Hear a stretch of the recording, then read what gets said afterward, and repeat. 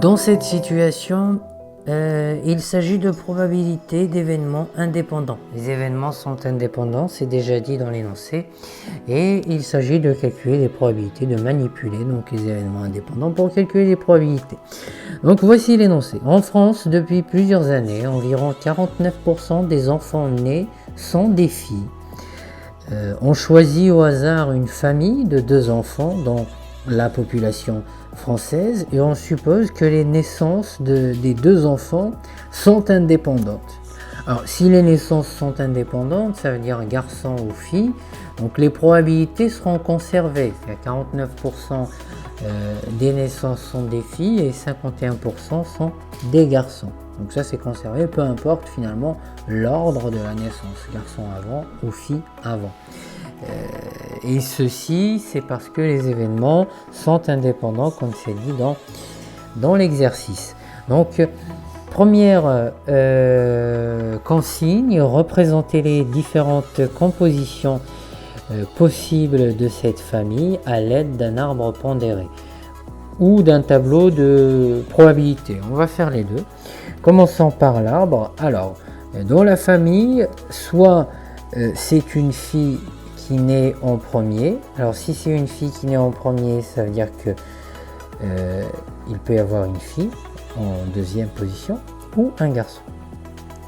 Si c'est un garçon qui est né en premier, la deuxième possibilité, ça peut être deuxième naissance, ça peut être une fille ou ça peut être aussi un garçon. Donc si maintenant on place aussi les différentes intersections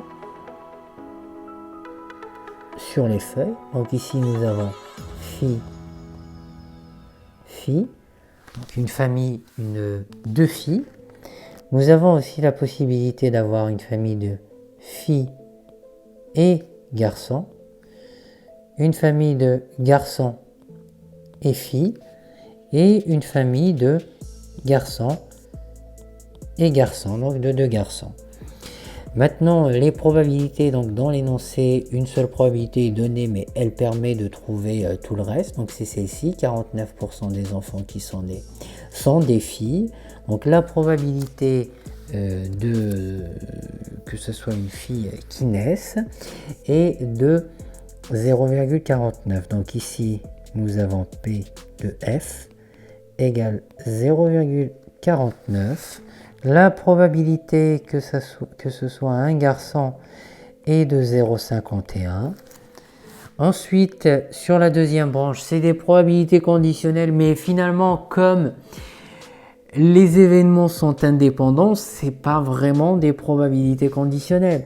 Donc finalement, parce que la condition n'a aucune influence, les événements sont indépendants. Donc ici, on ne notera pas P de F sachant F, ou bien on peut le noter si on veut, mais ça reste la même chose que P de F égale toujours 0,49. Pareil, P de G, 0,51. Ici, P de F égale 0,49. Et P de G égale 0,51. Voici l'arbre complété. Maintenant, on va rajouter une deuxième représentation, mais bon, cela suffit finalement. Mais on peut rajouter un tableau, une deuxième façon de représenter donc cette situation et le tableau donc à double entrée que nous allons mettre à droite. Alors, il est déjà pré-rempli, mais là, je mets juste en fait les événements, filles, garçons, les entrées et puis les intersections et puis les probabilités totales en ligne en colonne. Donc, il faut savoir maintenant que les probabilités ici sont toutes indépendantes, comme nous l'avons dit pour l'arbre pondéré. C'est la même chose, c'est juste une autre représentation. Donc, on rappelle juste une formule, donc la formule des probabilités conditionnelles qui est P de A inter B qui est égal à P de A multiplié par P de B. Alors, formule des probabilités conditionnelles, oui, mais quand les événements sont indépendants. D'ailleurs, il n'y a pas de formule de proba conditionnée ici parce que les événements sont indépendants.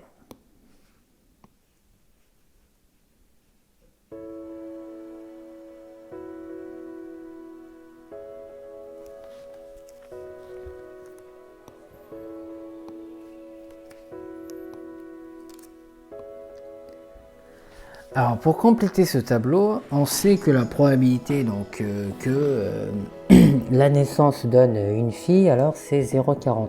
Donc ici, dans la première case en haut à gauche, donc P de F inter F, c'est en réalité, donc si on suit la formule des événements indépendants, donc c'est P de F fois P de F. Autrement dit, c'est 0,49 multiplié par 0,49, ce qui donne 0,2401. Ensuite, P de F inter G, c'est P de F fois P de G. Donc, finalement, la probabilité que ce soit une fille, 0,49 fois la probabilité que ce soit un garçon pour le deuxième, 0,51. Et le résultat, donc c'est 0,249 et 9. Pareil, on complète de la même manière. Ici en bas, P de G inter F, c'est P de G multiplié par P de F, 0,49 multiplié par...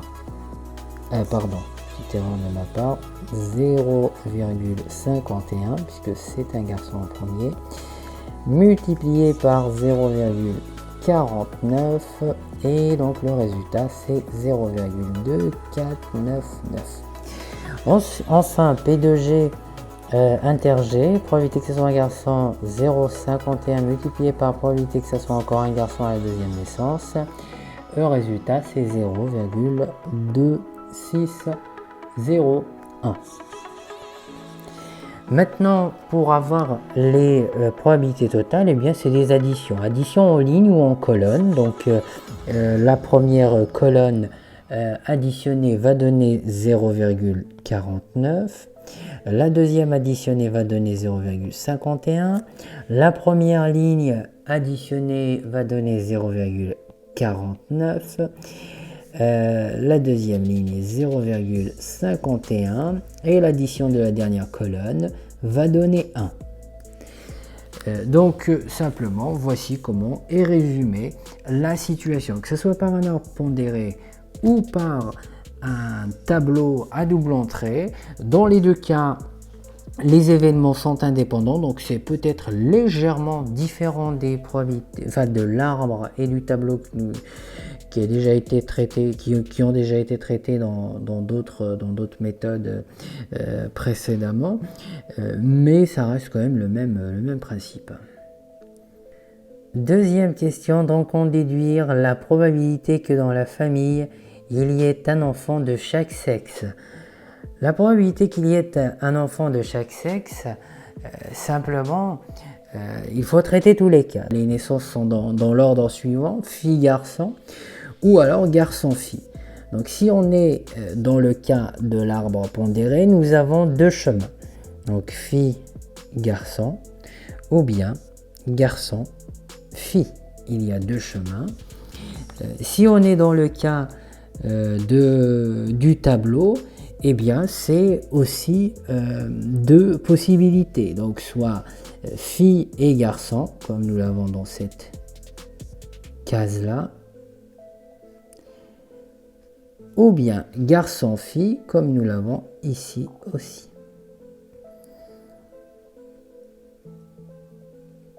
Voilà. Et donc ici il faudra effectuer la somme de ces probabilités. Soit dans un cas comme dans l'autre, on fera la somme de ces probabilités que on obtient donc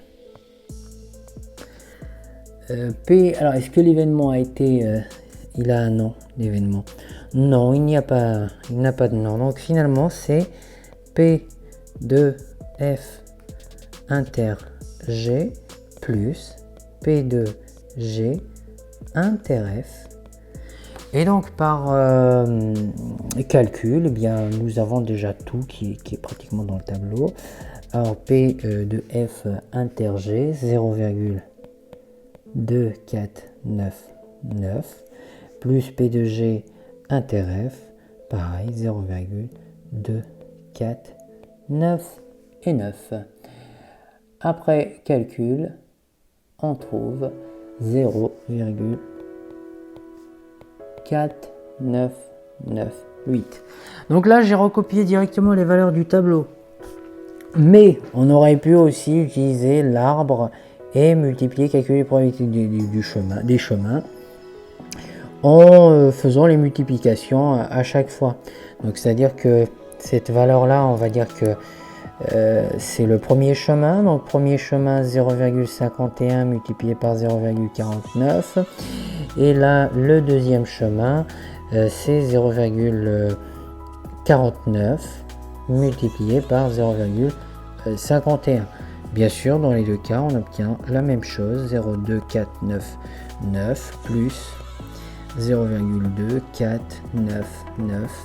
Et donc, on voit bien que c'est la même chose. Donc, la valeur que l'on obtient est 0,4998. Donc voilà, c'est deux façons de travailler avec des probabilités dont les événements sont indépendants. Cette vidéo est terminée.